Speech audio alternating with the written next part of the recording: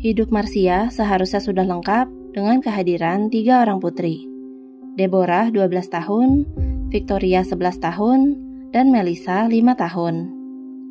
Sayangnya ketika memasuki tahun 1966, James sang kepala keluarga mengalami kecelakaan lalu lintas yang merenggut nyawanya. Kematian suaminya memaksa Marcia untuk menjadi single parent bagi ketiga putrinya. Dengan berat hati, Marcia memutuskan untuk pindah ke kota Aptos di California. Dia pun berusaha menghidupi ketiga putrinya dan membangun kembali hidupnya.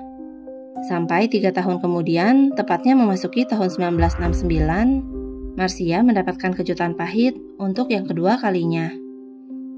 Pada tanggal 3 Januari 1969, ketika putrinya masih menikmati libur sekolah, si sulung yang biasa dipanggil Debbie meminta izin pada Marcia untuk bersepeda. Rupanya, Debbie telah merencanakan sebuah perjalanan singkat untuk bersepeda bersama teman-temannya. Perjalanan itu rencananya dimulai dengan bertemu beberapa temannya di jembatan kereta api Aptos. Lalu bersama dengan temannya, mereka akan bersepeda menuju pantai Rio Del Mar, yang jaraknya sudah tidak jauh. Marcia awalnya tidak mengizinkan Debbie untuk pergi, sebab pada hari itu, Debbie dan adiknya Vicky telah memiliki janji temu ke dokter gigi. Tapi karena Debbie terus berusaha meyakinkan ibunya, maka akhirnya Marcia mengizinkan putrinya untuk pergi. Tapi Debbie harus kembali ke rumah pada siang hari untuk pergi ke dokter. Hanya saja ada satu hal yang tidak diketahui oleh Marcia, sebab ternyata Debbie mempunyai seorang kenalan yang berniat untuk dia ajak. Salah seorang temannya mengakui kalau Debbie sempat mengatakan bahwa dirinya baru saja berkenalan dengan seorang remaja yang bernama Sherman. Debbie menggambarkan Sherman sebagai anak lelaki yang lucu. Hanya saja, teman-temannya tidak pernah bertemu langsung dengan Sherman. Debbie pun pergi dari rumah pada jam 9.30 pagi.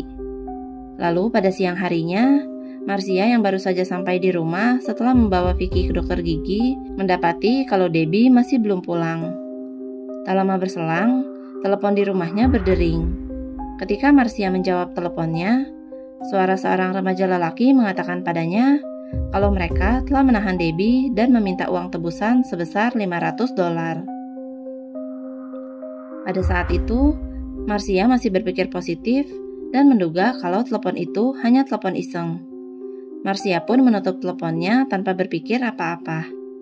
Tapi ketika jarum jam menunjukkan pukul 2 siang, rasa khawatir mulai muncul dalam hatinya.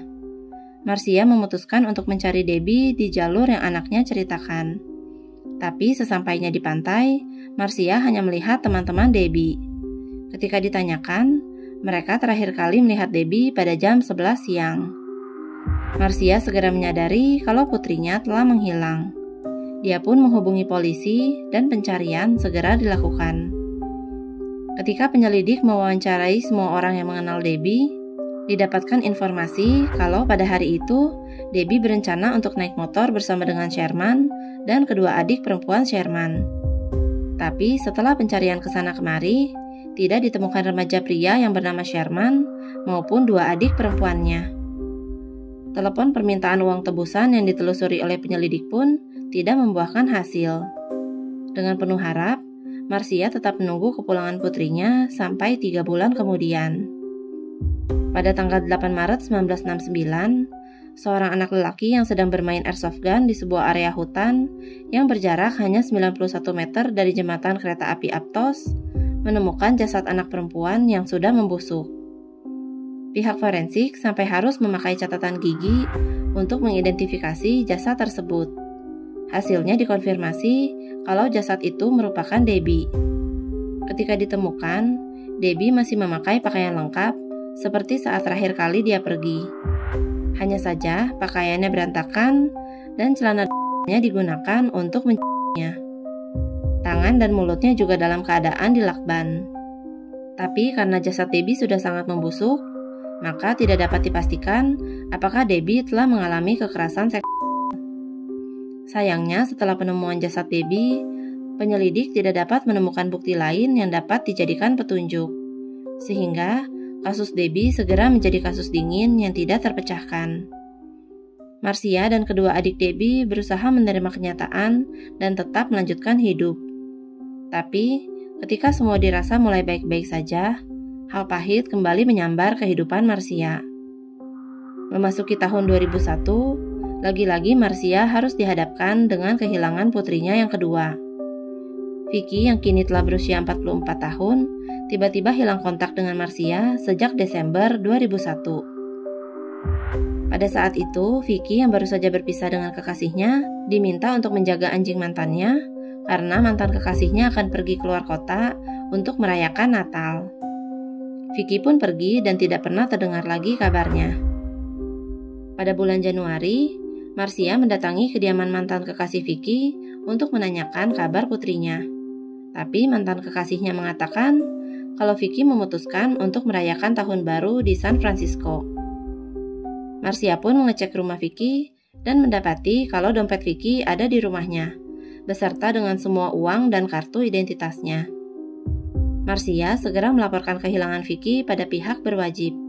Tapi sayangnya hingga saat ini keberadaan Vicky masih belum diketahui. Marcia yakin kalau Vicky telah tewas seperti yang menimpa kakaknya Debbie. Mari kita berdoa semoga Vicky dapat ditemukan dalam keadaan hidup. Semoga semua hal itu tidak pernah terjadi pada keluarga kita. Subscribe akun YouTube aku untuk dengerin cerita lainnya, biar aku yang bacain dan kamu yang dengerin.